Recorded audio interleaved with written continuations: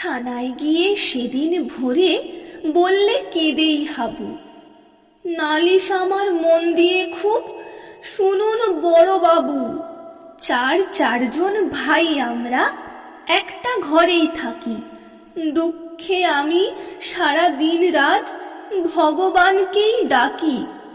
বড়দা ঘরে 7টা বেড়াল পোষেন ছোট বড়, মেজদা পোষেন 8টা কুকুর, যতই বারণ করো। সেজদা পাগল 10টা ছাগল রাখেন ঘরেই বেঁধে, গন্ধে তাদের প্রাণ যায় যায়, মরছে কেঁদে কেঁদে। দারোগা বাবু বললে, হাবু তোমরা কি সব ভুলো, সদাই খুলে রাখবে ঘরের জানালা দরজাগুলো।